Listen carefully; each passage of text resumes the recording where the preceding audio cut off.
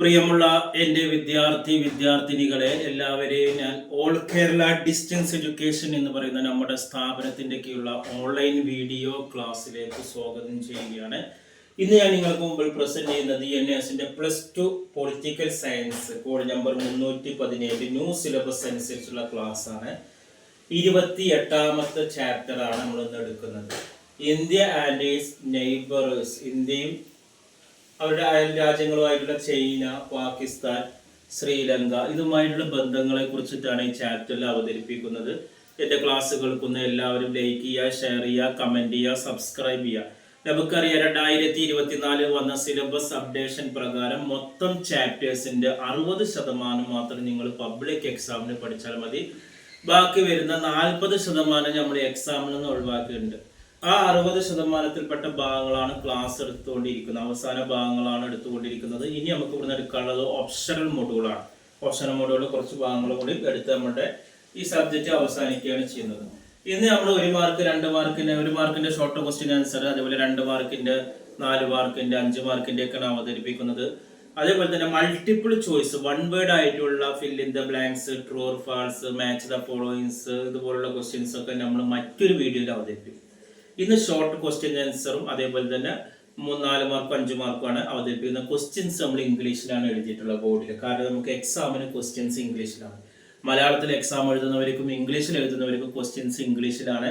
അതാണ് ബോർഡിൽ അതേ രീതിയിൽ പ്രാക്ടീസ് ചെയ്ത് നമ്മുടെ ഗൈഡിലും അതേ രീതിയിൽ തന്നെയാണ്. ക്വസ്റ്റ്യൻ ഇംഗ്ലീഷിൽ തന്ന് അതിൻ്റെ അർത്ഥം മലയാളത്തിൽ പറഞ്ഞ് ആൻസർ മലയാളത്തിൽ, ആ രീതിയിലാണ് നമ്മൾ എന്ത് ചെയ്യുന്നത്, ഗൈഡ് വെച്ചിട്ടാണ് ഫോളോ ചെയ്യുന്നത്. എല്ലാ വിഷയത്തിൻ്റെ ഗൈഡുകൾ അവൈലബിൾ ആണ്. ആവശ്യമുള്ളവർ വാട്സപ്പിൽ കോൺടാക്ട് ചെയ്യും. ഫസ്റ്റ് ക്വസ്റ്റ്യൻസ് ആണ്, വാട്ട് ഈസ് പോക്ക്? എന്താണ് പോക്ക് എന്ന് പറഞ്ഞാൽ? പോക്ക് എന്ന് പറഞ്ഞാൽ പാക് ഒക്കുപ്പൈഡ് കാശ്മീർ ആണ്, അതിന്റെ ഫുൾ ഫോം ആണ്. ജമ്മു കാശ്മീർ സംസ്ഥാനത്തിന്റെ 2 ഭാഗവും പാക് അധിനിവേശ പ്രദേശമാണ്. അതിനെയാണ് പാക് അധിനിവേശ കാശ്മീർ എന്ന് പറയുന്നത്. അപ്പൊ ജമ്മു കാശ്മീർ സംസ്ഥാനത്തിന്റെ 2 ഭാഗവും കാശ്മീർ ഭാഗത്ത് പെട്ടാണ്, അല്ലെ പാക് അധീനത്തിലാണ്. അതുകൊണ്ടാണ് ഇതിലെ പാക് അധിനിവേശ കാശ്മീർ എന്ന് പറയുന്നത്. രണ്ടാമത്, what is the aim of liberation tiger? Liberation tiger സംഘടനയുടെ ലക്ഷ്യം എന്താണ്? ഈഴം എന്ന പേരിൽ പരമോന്നത തമിഴ് രാഷ്ട്രം ഉണ്ടാക്കുക എന്നാണ് ലിബറേഷൻ ടൈഗർ. ഈഴം എന്ന പേരിൽ ഒരു തമിഴ് രാഷ്ട്രം ഉണ്ടാക്കുക എന്നുള്ളതാണ് ലിബറേഷൻ. മൂന്നാമത്തെ ക്വസ്റ്റ്യൻസ് ആണ്, വാട്ട് ഈസ് LOC? LOC എന്ന് പറഞ്ഞാൽ ലൈൻ ഓഫ് കൺട്രോൾ, മലയാളത്തിൽ എന്ന് പറഞ്ഞാൽ ലോക്ക് എന്ന് പറഞ്ഞാൽ. 1949 ഇന്ത്യ പാകിസ്ഥാൻ അതിർത്തി പ്രദേശത്ത് തീ അണക്കാൻ എന്ന പേരിൽ അതിർത്തി രേഖ രൂപപ്പെട്ടിരുന്നു. പിന്നീട് 1972 മുതൽ കാശ്മീരിൽ ഇന്ത്യ പാകിസ്ഥാൻ അതിർത്തി രേഖയായി ലൈൻ ഓഫ് കൺട്രോൾ തുടങ്ങുന്നതാണ്. നാലാമത്തെ ക്വസ്റ്റ്യൻസ് ആണ്, വാട്ട് ഈസ് മെക്മഹോൻ ലൈൻ എന്ന് പറയുന്നത്? മെക്മഹോൻ ലൈൻ എന്ന് പറഞ്ഞാൽ എന്താണ്? ഇന്ത്യക്കും ചൈനയ്ക്കും ഇടയിലുള്ള അതിർത്തി രേഖയാണ് മക്മഹോൻ ലൈൻ എന്ന് പറയുന്നത്. ഇന്ത്യയും ചൈനയും ഇടയിൽ അതിർത്തി രേഖയാണ്. ഭൂട്ടാന്റെ കിഴക്കു ഭാഗത്താണ് രേഖ ഉള്ളത്.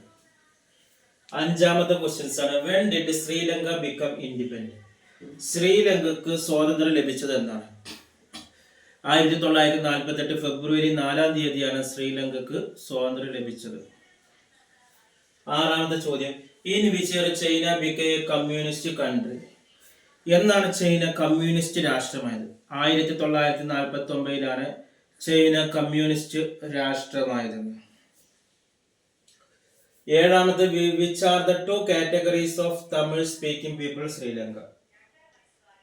ശ്രീലങ്കയിൽ 2 തമിഴ് വംശജർ ആരൊക്കെയാണ്? ഇന്ത്യൻ തമിഴരുണ്ട്, ശ്രീലങ്കൻ തമിഴരുണ്ട്. എട്ടാമത്തെ ചോദ്യമാണ്, explain the relationship between India and China? ഇന്ത്യയും ചൈനയും തമ്മിലുള്ള ബന്ധത്തെ കുറിച്ച് വിശദീകരിക്കുകയാണ്. 1962 സംഘടനം ഉണ്ടാകുന്നത് വരെ ഇന്ത്യ ചൈന ബന്ധം വളരെ സൗഹൃദപൂർണമായിരുന്നു. കമ്മ്യൂണിസ്റ്റ് ഗവൺമെന്റിന് ഇന്ത്യ അംഗീകാരം നൽകി. 1954 ഇന്ത്യയും ചൈനയും പ്രസിദ്ധമായ പഞ്ചശീല തത്വങ്ങൾ അംഗീകരിച്ചു. ദലൈ ലാമ സംഭവം ഇന്ത്യ ചൈന ബന്ധത്തിൽ സംഘർഷം ജനിപ്പിച്ചു. 1959 ടിബറ്റിൽ നിന്ന് ഒളിച്ചോടിയ ദലൈ ലാമക്ക് ഇന്ത്യ അഭയം നൽകി. 1950 ഇരു രാജ്യത്തിലെയും പ്രധാനമന്ത്രി ഡൽഹിയിൽ സമ്മേളിച്ച് സംഘർഷം കുറക്കാൻ ശ്രമിച്ചെങ്കിലും ഒത്തുതീർപ്പിലൊന്നും എത്തുവാൻ കഴിയാത്തതിനാൽ അതിർത്തിയിലെ സംഘടന തുടർന്നു. 1962 ചൈന നെഫെ അതിർത്തിയിലും ലഡാക്ക് അതിർത്തിയിലും ശക്തമായ സംഘർഷം നടത്തി. പിന്നെ ചൈന നവംബർ 21 ഏകപക്ഷീയമായി യുദ്ധം നിർത്തുന്നതിനായി പ്രഖ്യാപിച്ചു. ഇന്ത്യയുമായുള്ള ശത്രുത പാകിസ്ഥാനുമായുള്ള സൗഹൃദത്തിലെത്തുവാൻ ചൈനയെ പ്രേരിപ്പിച്ചു. ബന്ധങ്ങൾ ഇപ്രകാരമായിട്ടും ഐക്യരാഷ്ട്രസഭയിൽ അംഗത്വം വേണമെന്ന ചൈനീസ് ആവശ്യത്തിന് ഇന്ത്യ തുടർന്നും പിന്തുണ നൽകി. രക്ഷാസമിതി സ്ഥിരാംഗത്വം കമ്മ്യൂണിസ്റ്റ് ചൈനയ്ക്ക് നൽകണമെന്ന വാദത്തെയും ഇന്ത്യ പിന്തുണച്ചു. ചൈനയിൽ നേതൃമാറ്റം ഉണ്ടായപ്പോൾ ഇന്ത്യ ചൈന ബന്ധം മെച്ചപ്പെടാൻ തുടങ്ങി. 1978 വിദേശകാര്യമന്ത്രി ശ്രീ എ.ബി. വാജ്പേയി ചൈന സന്ദർശിച്ചു. 1988 പ്രധാനമന്ത്രി രാജീവ് ഗാന്ധി ചൈന സന്ദർശിച്ചു. 1991 ചൈനീസ് പ്രധാനമന്ത്രി സന്ദർശനവും നടത്തി. ഇത് ഇരു രാജ്യങ്ങളും തമ്മിലുള്ള ബന്ധം മെച്ചപ്പെടുത്തി. അതിർത്തി പ്രശ്നത്തിന് ശാശ്വത പരിഹാരം ഉണ്ടാകുന്നതുവരെ നിയന്ത്രണ രേഖയിൽ ശാന്തിയും സമാധാനവും പാലിക്കാൻ ഇന്ത്യയും ചൈനയും സമ്മതിച്ചു. ചൈനയുടെ പാകിസ്ഥാൻ അനുകൂല സമീപനവും ഇന്ത്യ ന്യൂക്ലിയർ ശക്തിയാകുന്നതിനോട് അവർ കാണിക്കുന്ന എതിർപ്പും ഇരു രാജ്യങ്ങളും തമ്മിൽ സംഘർഷം സൃഷ്ടിക്കുന്ന പ്രശ്നങ്ങളാണ്. 9ാമത്തെ ചോദ്യമാണ് define the relationship between India and Pakistan. India പാകിസ്ഥാനും തമ്മിലുള്ള ബന്ധം ഇന്ത്യ പാകിസ്ഥാൻ ബന്ധം സൗഹാർദ്ദപൂർണമായിരുന്നില്ല. പാകിസ്ഥാന് സിയാറ അറോയുമായുള്ള സൈനിക സഖ്യം, പാക് ചൈന ബന്ധവും കാശ്മീർ പ്രശ്നവും ഇരു രാജ്യങ്ങളുമായുള്ള ബന്ധം വിദ്വേഷപൂർണമാക്കി തീർത്തു. 1965 71 ഇന്ത്യ പാക് സംഘടനകളിൽ പാകിസ്ഥാൻ അമേരിക്കൻ ആയുധങ്ങൾ ഉപയോഗിച്ചിരുന്നു. ഇന്ത്യ ചൈന ബന്ധം വഷളായപ്പോൾ പാകിസ്ഥാൻ ചൈനയുമായി ഒരു കരാറിൽ ഏർപ്പെട്ടു. പാക് അധിനിവേശ കാശ്മീരിന്റെ ഒരു വലിയ ഭാഗം പാകിസ്ഥാൻ ചൈനയ്ക്ക് അടിയറ വെച്ചു. പകരം വമ്പിച്ച സാമ്പത്തിക സഹായവും സാങ്കേതിക പിന്തുണയും ആയുധങ്ങളും ചൈന പാകിസ്ഥാന് കൊടുത്തു. 1965-71 വർഷങ്ങളിലെ ഇന്ത്യ പാക് സംഘർഷങ്ങളിൽ ഇന്ത്യക്കെതിരെ ചൈന പാകിസ്ഥാനെ പിന്തുണച്ചു. 10ാമത് ചോദ്യമാണ് describe about India Kashmir dispute. ഇന്ത്യയും കാശ്മീർ തർക്കങ്ങളും തമ്മിലുള്ള ബന്ധത്തെക്കുറിച്ച് വിവരിക്കാനാണ്.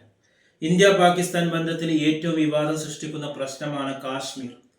1947 ഇന്ത്യ സ്വാതന്ത്ര്യ നിയമം കാശ്മീരിന് ഇന്ത്യയിൽ ലയിക്കുന്നതിനോ പാകിസ്ഥാൻ ലയിക്കുന്നതിനോ നാട്ടുരാജ്യങ്ങൾ സ്വതന്ത്രമായി നിൽക്കുന്നതിനുള്ള അവസരം നൽകി.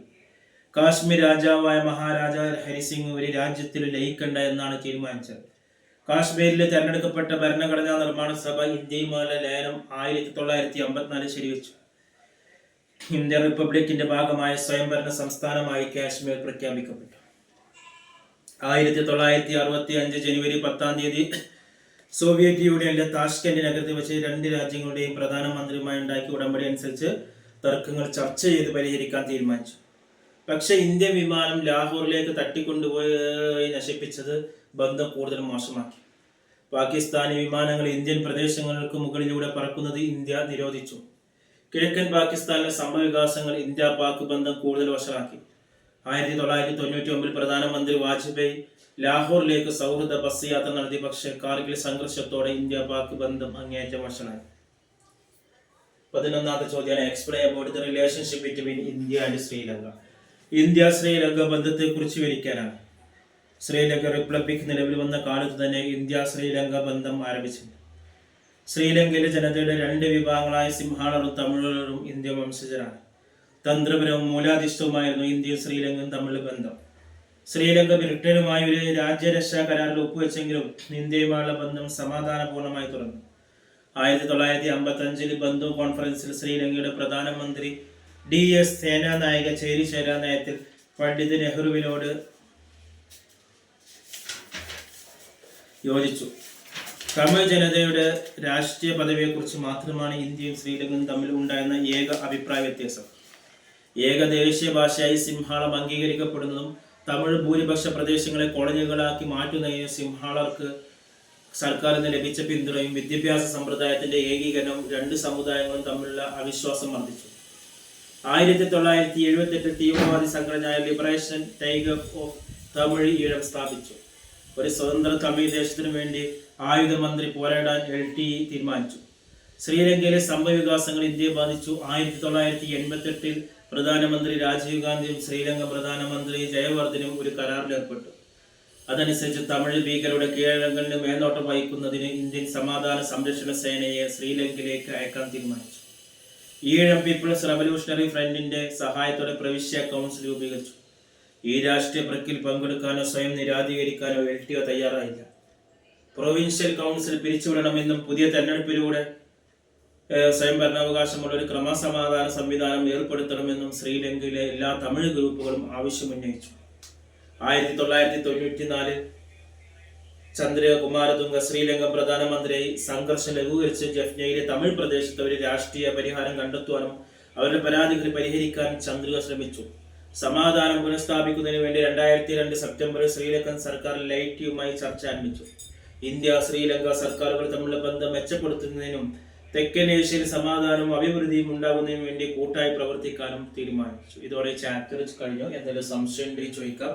ഇനി ഇതിൽ വരുന്ന മൾട്ടിപ്പിൾ ചോയ്സ് ക്വസ്റ്റ്യൻസ് നമ്മൾ മറ്റൊരു വീഡിയോയിൽ അവതരിപ്പിക്കുന്നതാണ്. Okay, thank you.